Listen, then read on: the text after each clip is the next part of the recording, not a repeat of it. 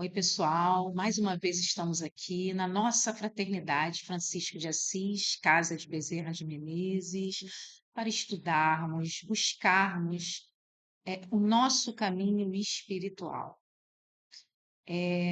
Peço que vocês curtam o nosso vídeo, compartilhem, olhem a nossa página com carinho, os outros vídeos, porque estamos numa jornada de busca espiritual, uma jornada de pessoas que estão buscando crescer juntas aqui nessa casa e juntamente com vocês. Então, pedimos que estejamos juntos nessa história, nessa trajetória aqui na Terra. Para começarmos o nosso estudo de hoje, que vamos falar sobre o nosso mestre, nosso divino mestre Jesus e a relação dos seus ensinos com a prática milenar do yoga. Então, para iniciarmos nossos estudos, convido todos vocês a fazermos uma oração. Então, vou pedir que todos fechem os olhos e abram as portas de seus corações para a mensagem do Mestre Jesus, que ele possa estar aqui conosco, nos inspirando, nos amparando, nos fortalecendo, fazendo a nossa luz brilhar. Que toda egrégora dessa casa possa nos acompanhar nesse estudo de hoje. É muita gratidão por tudo que recebemos aqui. Gratidão, gratidão, gratidão. Que assim seja, graças a Deus. Então, meus irmãos, vamos hoje falar dos ensinos do nosso Divino Mestre Jesus e a relação, a conexão entre esses estudos e a sabedoria milenar da Índia, o Yoga. Para tanto, vamos usar esse livro do Yogananda. O nome do livro é Yoga de Jesus. Então, estamos bem na metade do livro, no capítulo 6, o verdadeiro significado de crer em seu nome de salvação. O que significa ser salvo, nessa visão que a gente está trazendo de interpretação dos ensinamentos do Cristo? O que ele queria dizer com isso? Ser salvo, ser condenado? Será que é uma visão exclusivista, ou seja, só através dessa forma é que a pessoa vai ser salva ou não? Vamos ver essa interpretação desse sábio, que é o Yogananda, para ver se a gente consegue extrair, né, de uma forma mais clara os ensinamentos do Mestre Jesus. E ele diz o seguinte, está em João, capítulo 3, versículo 16 a 21. E Deus amou o mundo de tal maneira que deu o seu Filho unigênito, para que todo aquele que nele crê não pereça, mas tenha vida eterna. Deus enviou o seu Filho ao mundo, não para que condenasse o mundo, mas para que o mundo fosse salvo por ele. Quem crê nele não é condenado, mas quem não crê já está condenado, porquanto não crê no nome do unigênito Filho de Deus. Pensando no planeta Terra, né? É um planeta com bilhões de habitantes em toda parte. Pessoas que têm crenças distintas, tiveram acesso a visões religiosas distintas.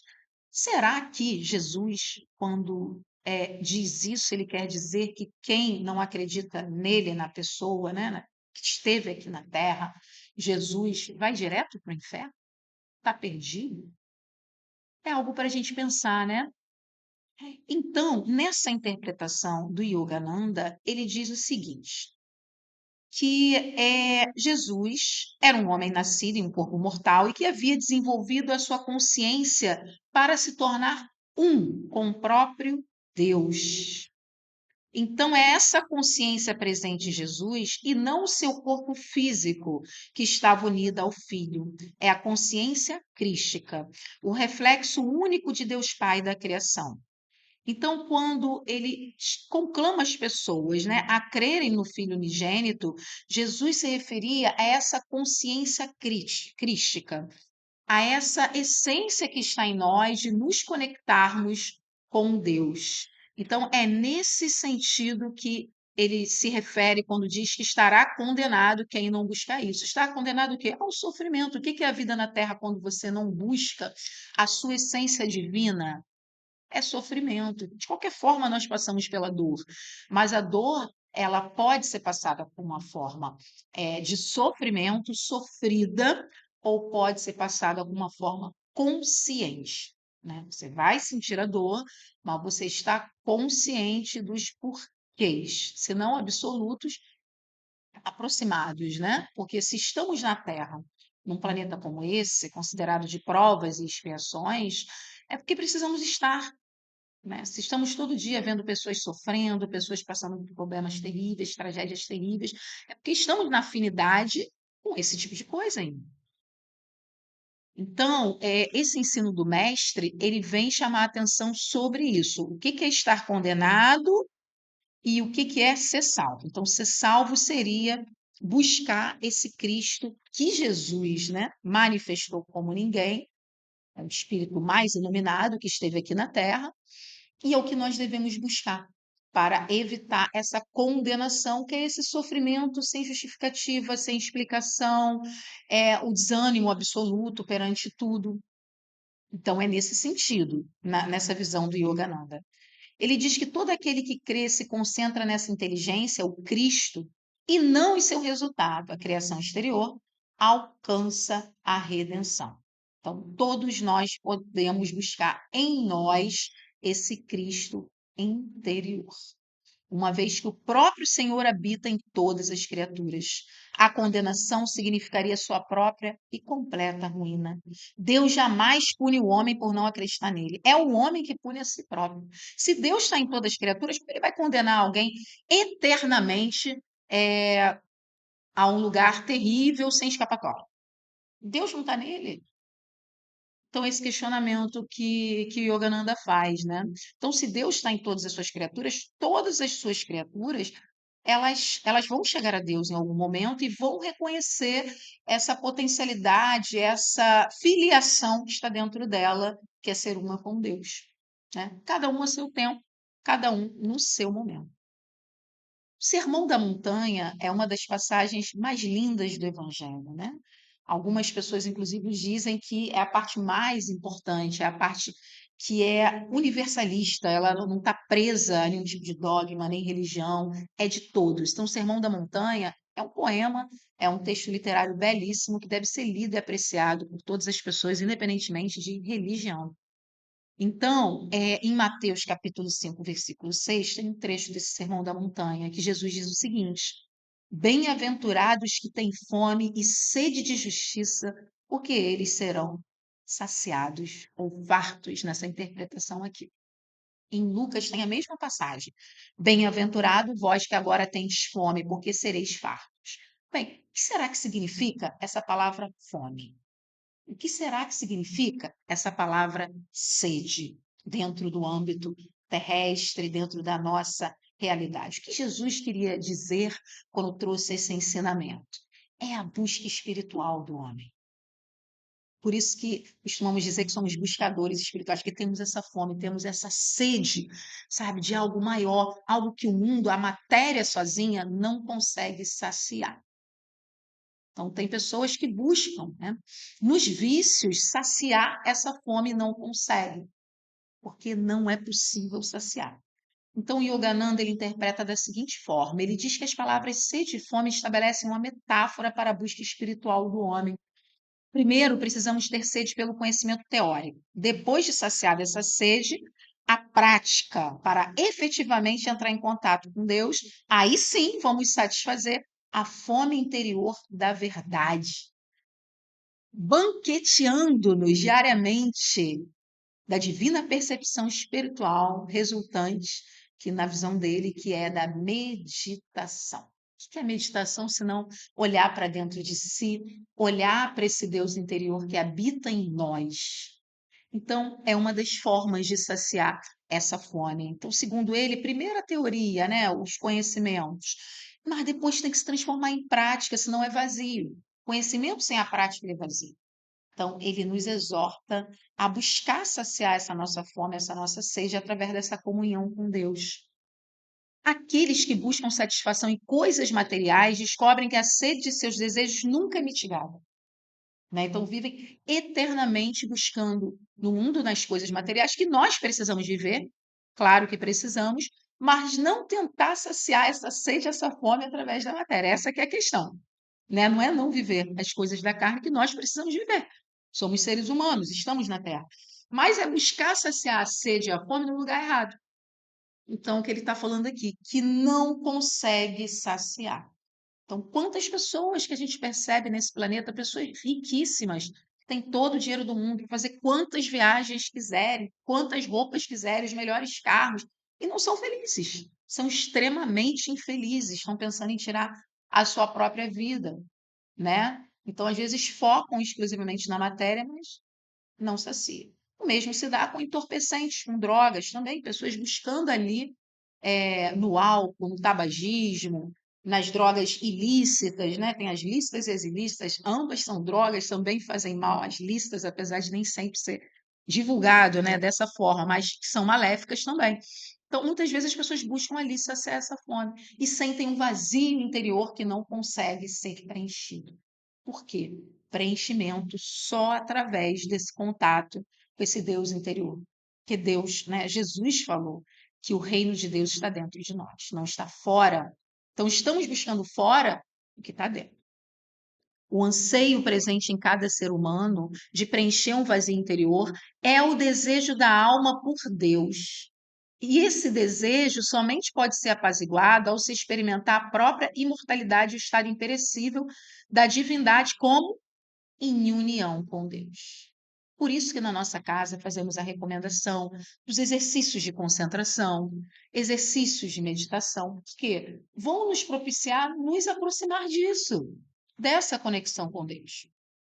No dia a dia, às vezes estamos esquecidos, precisamos silenciar um determinado momento para fazer essa busca, esse resgate interior do que habita em nós.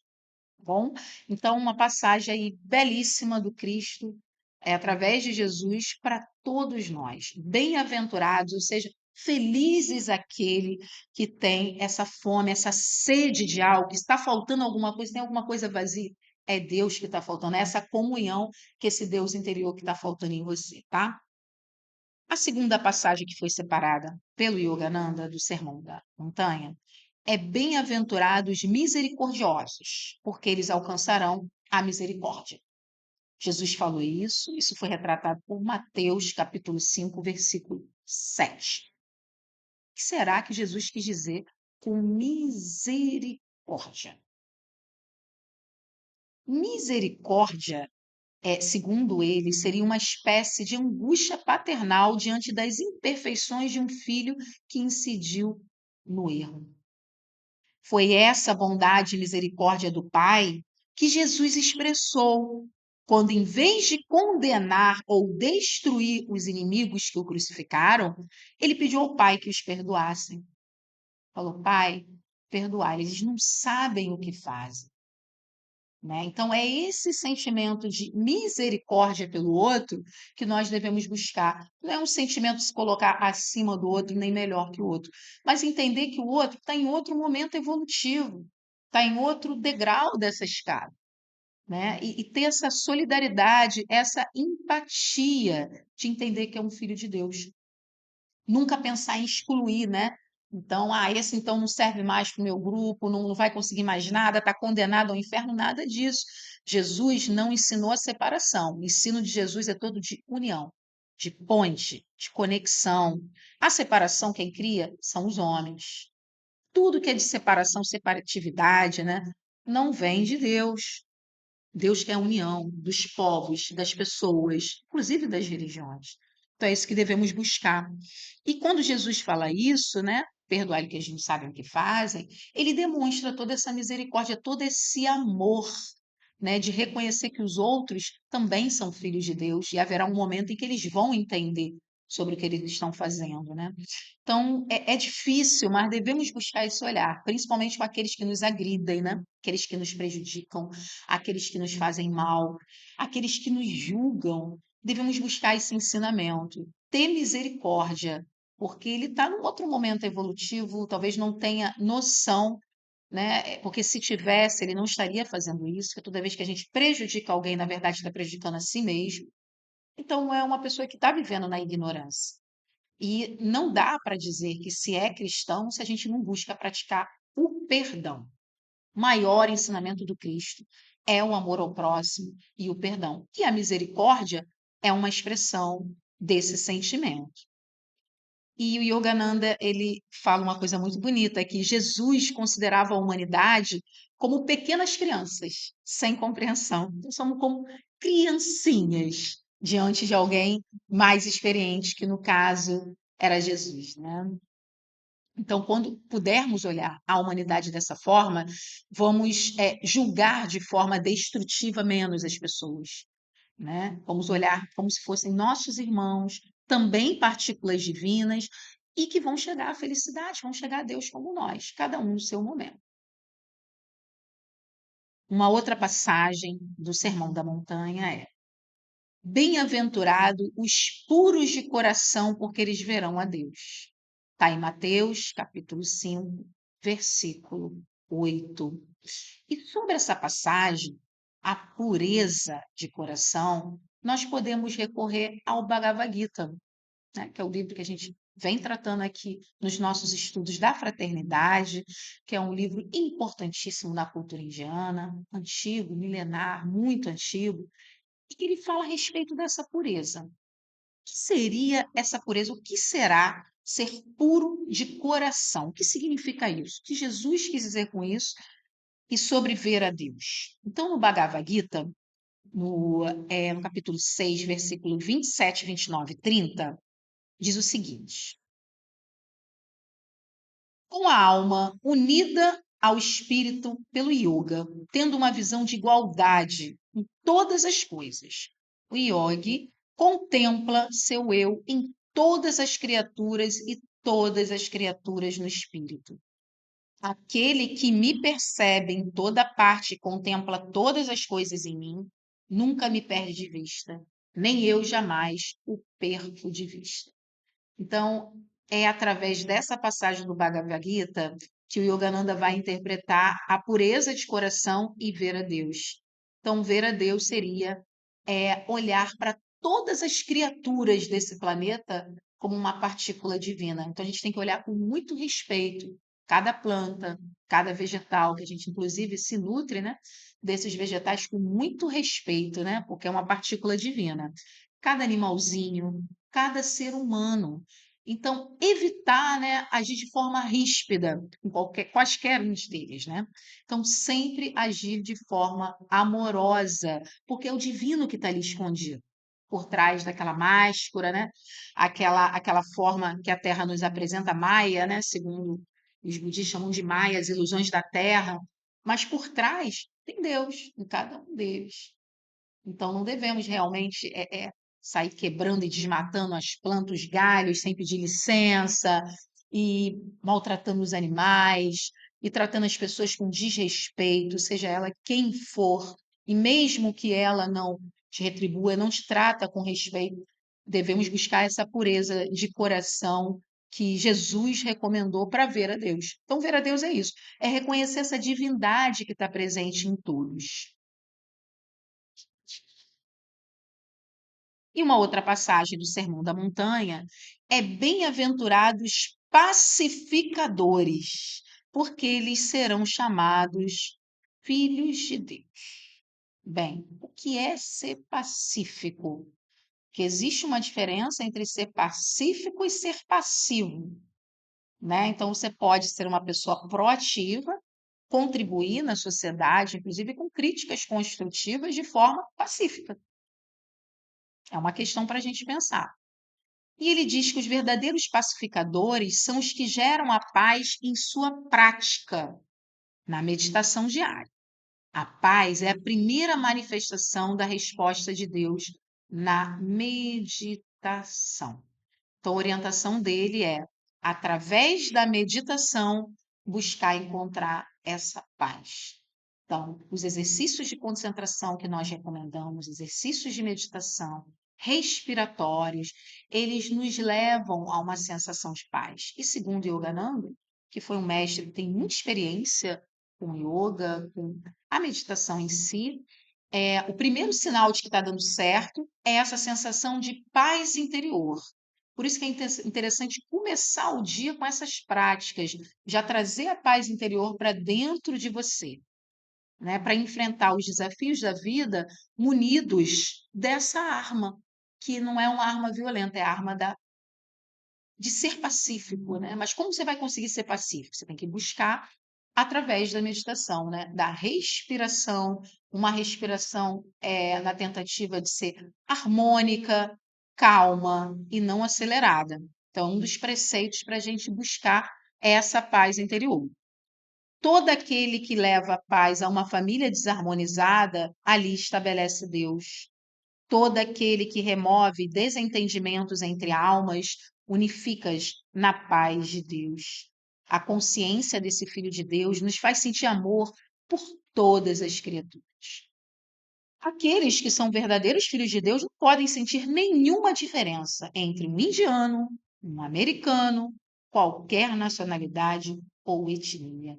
Então, preconceito é uma forma de desrespeito às criaturas divinas, porque todas as criaturas provêm da mesma origem. Cada vez que eu me sinto superior ao outro, por ser de uma determinada etnia, uma determinada coloração da pele, né? E acho que o outro, por não ser, ele tem uma ética diferente da minha, eu estou sendo preconceituoso. E não estou seguindo esse ensinamento de ver no outro uma partícula de Deus. Porque Deus tem várias formas de se manifestar, né? Apesar de ser pintado, né, de algumas formas específicas, né, na nossa cultura, mas ele tem várias formas de se manifestar. E às vezes aquela criatura que eu menosprezo, que eu trato mal, que eu acho feia, que eu acho que não está na higiene devida, é Deus ali tentando falar contigo, te provando, olhando para você, te chamando para reconhecer o Deus presente naquela criatura também. Deus contava com você para ajudar aquela criatura, mesmo com aquela aparência. Então, são alguns ensinamentos que o Yogananda vai trazendo, interpretando a mensagem do Cristo. E, por fim, a última passagem que ele tem aqui do Sermão da Montanha é: bem-aventurados sois vós quando vos injuriarem e perseguirem, e mentindo disserem todo mal contra vós por minha causa. Exultai e alegrai-vos, porque é grande o vosso galardão nos céus. Porque assim perseguiram os profetas que foram antes de vós. Isso está em Mateus, capítulo 5, versículos 11 a 12. Então, geralmente, os homens que praticaram a verdade, que manifestaram a presença divina, a presença crística, muitos deles foram perseguidos, né? Muitos deles foram incompreendidos. Porque na Terra, grande parte da humanidade está num sono, né? Adormecido da sua verdadeira função aqui na Terra. Para que estamos na Terra? Estamos na Terra com o objetivo de evoluir. E muitas das pessoas não têm essa noção. Então, o que eles vão fazer quando aparece alguém dizendo isso, manifestando isso? Vão julgar, vão criticar. E por isso que Jesus falou que felizes são aqueles que são injuriados e perseguidos. Geralmente estão no caminho correto, porque o povo, a massa, não vai compreender, não vai buscar isso de imediato, né? E aí o Yogananda comenta que Jesus encorajou seus seguidores a não ficar desanimados ou intimidados. Se ao tentar viver espiritualmente, descobrirem que as pessoas com a mente materialista não os compreendem, né? Então, muitas das vezes, nós queremos nos enquadrar num grupo, no todo, na massa, que não é mais o nosso momento espiritual. Mas se estamos evoluindo e buscando um outro percurso, realmente vamos sofrer estranhamento. E a jornada espiritual é uma jornada solitária, né? Por mais que nós tenhamos a vontade, né, de carregar conosco os nossos filhos, marido, amores, nós queremos muito, mas cada um vai prestar conta do que fez. Não tem jeito, né? É uma jornada solitária, né? E não podemos desistir dela, temos que seguir adiante. E ele também comenta o Bhagavad Gita, que é um livro que também está sempre de acordo com os ensinamentos do Cristo. É impressionante como são semelhantes esses livros, né? O Bhagavad Gita e os ensinamentos do Cristo. O estudioso cuidadoso que fizer uma comparação vai perceber que a base é a mesma.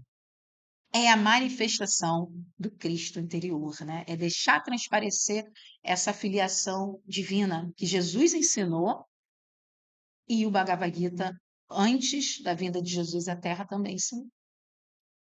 Então, no Bhagavad Gita, o capítulo 12, versículo 18 a 19, diz o seguinte: aquele que é igualmente sereno diante de amigos e adversários, em face da adoração e da ofensa, diante das experiências de calor, frio, prazer e sofrimento, que renunciou ao apego e considera iguais a censura e o elogio, que é calmo e se contenta com facilidade, não é apegado somente à vida doméstica e tem disposição tranquila e piedosa, esse me é querido. Então, aqui, o ensinamento é sobre a impermanência, né? No sentido de ser, não ter uma tendência por um lado ou pelo outro lado. Né? Então, se você está sofrendo, está passando por um momento de dor ou um momento de alegria, é preciso ter um equilíbrio nesses momentos, né? Nem se deixar bater demasiadamente pela dor, nem se deixar iludir pelo momento de alegria. Porque esse é um ensinamento que um grande homem que esteve aqui na Terra também deixou, que foi Chico Xavier. Ele dizia: tudo passa. Você está triste? Vai passar. Você está alegre? Você também vai passar. Tudo passa. E esse ensinamento que o Chico Xavier nos deixou está de acordo com o que Jesus falou aqui no Sermão da Montanha e está de acordo com o Bhagavad Gita. Então, é não nos deixarmos intimidar também, né, perante uma crítica destrutiva, perante uma calúnia, perante uma perseguição, assim como não vamos deixar envaidecer pelo aplauso, pelo elogio. Então, o que que nós vamos seguir? Nós vamos seguir o que está dentro da gente, né? O nosso propósito interno, esse Deus interno que fala em nós através da nossa intuição, nos indicando o caminho. Como eu vou achar essa intuição? Como eu vou achar esse Cristo que habita em mim? Que é recomendado pelo Bhagavad Gita, pelo Sermão da Montanha por Jesus. Oração. Então é preciso fazer oração, é preciso esses momentos de meditação, porque são esses momentos que vão me propiciar esse encontro, essa reconexão. Porque apesar de termos dentro de nós essa essência divina, como estamos na terra, na carne, esquecemos. E vamos vivendo a personalidade, vamos nos deixando abater demasiadamente pela dor, ou nos esquecer dos nossos compromissos, vamos para a alegria, para a brincadeira, esquecemos dos nossos compromissos com a espiritualidade? Não, de forma alguma. Então, é não esquecer esse nosso Dharma, segundo os indianos, né? Que é o nosso propósito de vida, é o nosso Cristo interior que determina para nós, é a nossa busca espiritual, né? Então, essa busca espiritual, ela não pode ser vacilante, ela tem que ser insistente, insistente, persistente, que as quedas vão acontecer, os obstáculos também. Cabe a nós decidir se vamos nos deixar abater, né? Então, o Sermão da Montanha é dessa forma, né, interpretado pelo Yogananda. E, para a gente terminar, vou ler aqui uma passagem que é o mandamento mais importante de Jesus, segundo ele mesmo, né? Ele formou os seus discípulos que eram mais importantes. E Yogananda também traz aqui, terminando o livro dele. Amarás, pois, ao Senhor teu Deus de todo o teu coração, de toda a tua alma e de toda a sua mente, de todas as tuas forças. Este é o primeiro mandamento. E o segundo, semelhante a este, é: amarás o teu próximo como a ti mesmo. Não há outro mandamento maior que este. Essa passagem que ele retratou está em Marcos, capítulo 12, dos versículos 28 a 31. Então, aqui está a essência da eterna verdade, que caracteriza todos os caminhos espirituais genuínos, porque há vários caminhos, há várias formas de se chegar a essa verdade, mas a verdade é única. Quando você ama Deus verdadeiramente, esse amor tem de resplandecer no próximo. Se você não ama o próximo, se você tem preconceito com o próximo, se você é intolerante com a visão do próximo, você não está amando a Deus verdadeiramente, porque uma coisa resplandece na outra. Então, amar a Deus e ao próximo como a si mesmo. Se você não se ama, você também não pode amar o próximo. Então, o auto-amor é fundamental, porque você é uma criatura divina, né? Então, quando você se ama, você tem força de agir em favor do outro também. Não é uma farsa, é algo genuíno, porque você reconhece no outro a mesma partícula que habita em você. E ele termina com o seguinte comentário: o soberano cósmico, nosso protetor, nosso Deus. Vejam, é um indiano falando, hindu, tá? Falando de Jesus, olha que lindo. É o único Senhor e Mestre de toda a criação. Ele te criou como um de seus filhos, feito à sua imagem, e trazes contigo a marca de um parentesco divino, determinado por ele. A ti cabe amar espontaneamente a teu Criador com o amor que ele implantou em ti, com todo o amor divino de teu coração, com toda a percepção intuitiva de tua alma, com toda a atenção de tua mente e com toda a força de tua determinação mental e energia física. Através dos portões do amor do homem, Deus estabelece a sua unidade com ele. Essa união com Deus que nos liberta do cativeiro da ilusão. Amar a Deus supremamente significa receber dele a realização e o contentamento eternos. Meus irmãos, esse é o ensinamento que fica no dia de hoje, que todos nós possamos refletir sobre esse Deus que está presente em cada um de vocês que estão me ouvindo pela internet e esperando para brotar. Que nós possamos permitir, que nós possamos lapidar esse diamante que está em estado bruto dentro de nós e deixar ele brilhar. Porque quando nós brilhamos, iluminamos a humanidade. Que Deus se faça presente nas nossas vidas hoje e sempre. Graças a Deus. Namastê.